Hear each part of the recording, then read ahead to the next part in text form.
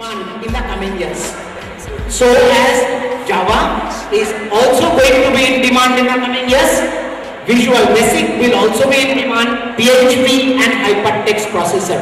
These technologies under software development will be in demand in coming years. Under database skill, Microsoft SQL and Oracle, both of the database technologies are coming into demand. Under application, people has to prepare themselves under SAP and Oracle. And finally, the networking, system administration and project management, people has to also prepare themselves. And these technologies will give a student an advantage of getting job. So we have to prepare us with the technologies that are coming into demand. A very interesting slide where we see a global talent index. Where is Malaysia standing?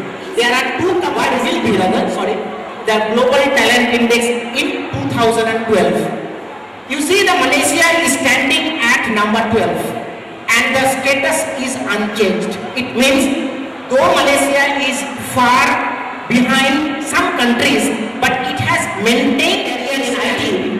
They are getting a salary of 1,300 to 2,000 ringgit a month. That's the starting salary in ICT. In the Java and J2EE developers are earning almost 2,500 to 6,000 US dollars per month, which is equivalent to almost 10,000 ringgit to 12,000 ringgit a month, which is a Java and J2EE developers. SAP developers are earning almost 10,000 or to 15,000 ringgit a month, even more than that sometimes. Support service analysts are getting almost 5,000 ringgit to 15,000 ringgit a month. Web developers who are developing websites, who are developing web technologies, they are getting similar sort of around 10,000 to 15,000 salaries a month.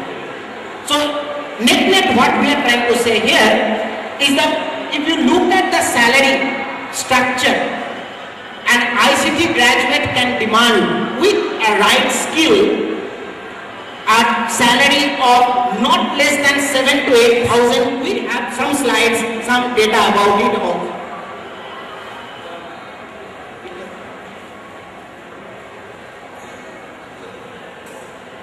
Let's see what are the transformation of high value, high salary job. There are three comparisons which we tried to put here. Way back in 1960, 1980, what were the job categories? Under 1990 to 2010, what are the different animators? Become CPU design architect, software engineer become software architect, network engineer become information security specialist. What was there and what will be in the future? And these are the comparison of their salary. How it was in 1960-1980 period, what is the current status 1990-2010 period, which is average salary is around 4,000 ringgit, whereas in ICT we are expecting in another 20 to 25 years the salary would be touching somewhere around 15,000 ringgit a month.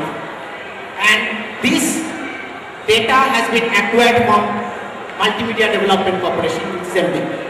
So around 2,000 ringgit a month, which when we started, when they started their career, but in 2040, those terms are changing into CPU design, software architect, talent manager, 3D animator, and the salaries are going to get affected under ICT.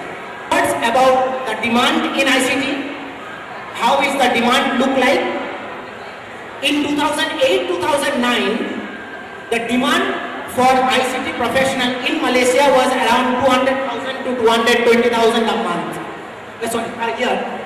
And which is going to get increased in 2012, which is in another 1 to 2 years time, which will be touching almost 300,000 ICT professionals in a year. Hardware design around 3%, Networking and security, incidentally, is around 21%.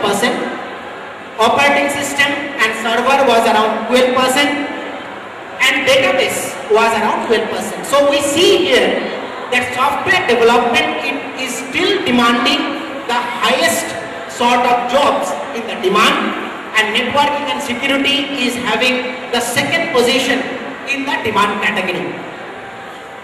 Networking and security, database, there are few areas where we can see the double-digit growth in the demand. What are the demand will be in percentage wise, and as well as how many people will be required in these are the areas the people has to focus in their career if they want a good job in ICT as a career. Another small analysis from Frost & Sullivan again, that as per the company, if I look at the slides here, the non-ICT companies are having around 44% ICT people as employed, and ICT companies are having around 56% people, acquiring around 23% of the total demand. ICT management is around 20%, development and testing around 20%, research and design is around 19%, and implementation is around 18%. So what we are trying to say is the split, the people who are required in the industry is quite evenly split. It means the pie chart which on the right hand side is showing that development and testing where it is having a 20%. Another small analysis on the manpower profile who are actually joining into IT.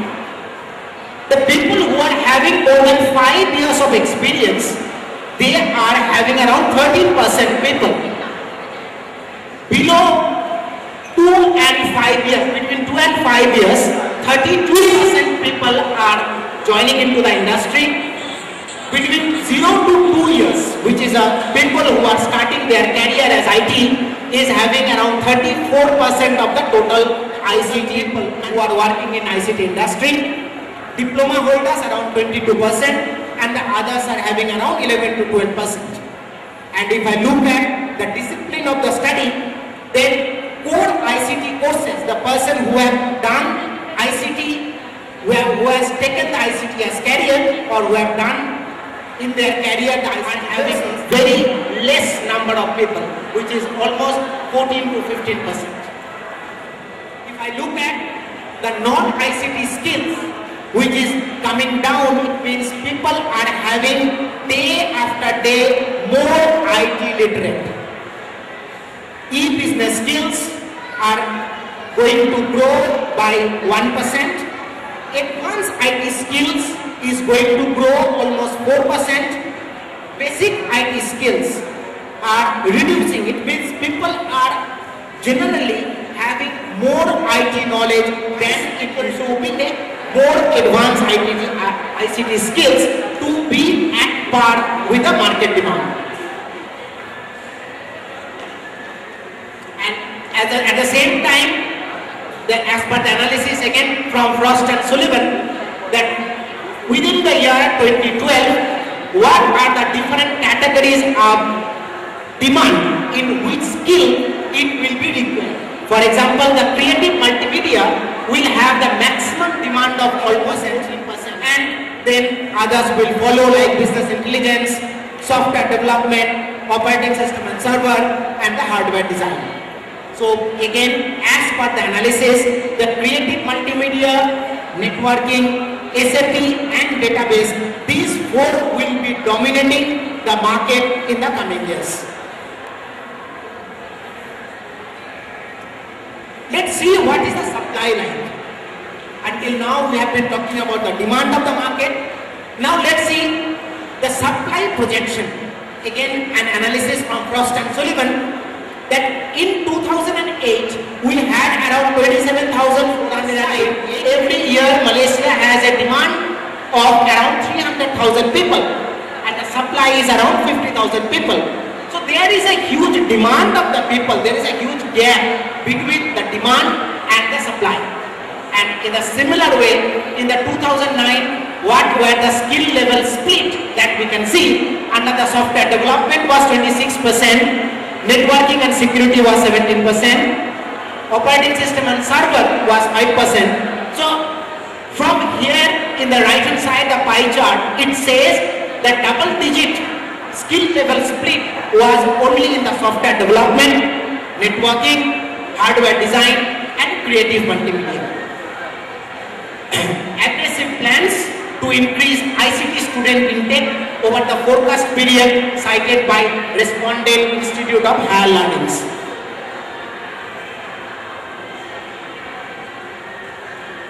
When we are talking about the gaps, let us ask few questions which are very pertinent to all the people, all the students who are aspiring. What is the job that I am looking for, and how do I obtain that extra training? These are few questions that all of us have to ask ourselves so that we know where do I stand and what else or how do I need to prepare myself for the current market. The gap analysis, a very interesting slide again, that what is the satisfaction level of the different IT industry people. Are they satisfied with their code? People expected to do, I say, around KPI, or maybe you can say the satisfaction, if I look at the 4 is the maximum level, then employers are satisfied around 3.9%. It means that there is still a chance non-satisfaction level of 1.6, and the maximum level of dissatisfaction is in SAP system. So it means the SAP people are not performing the way employers want them to perform, and same goes to hardware design, same goes to creative multimedia. It means that what people are expecting, what employers are expecting from their own people, they are not getting that sort of service. Again, the entire this analysis has done by Frost and Sullivan. It is a cross-sectoral, means in every sector we see there are some talent shortages. It is across functions, means whatever job roles you have, there are places that people have demand. It means that supply and the demand, there is a huge gap, there is a shortage, and every sector from telecommunications to health, aviation, legal, finance, there is always a demand for the right skilled people. Interesting slide from Stanford Research Institute and Carnegie Mellon Foundation, that interestingly 75% of the people who are getting employed, they need more soft skill than the technical skills. Means when I know a technology, how can I put it forward? How can I tell it to the people that I know this technology? That is most important for the people to get a job. It's not that what I know is important. It is basically how do I represent myself. That's then your technology, how much you know.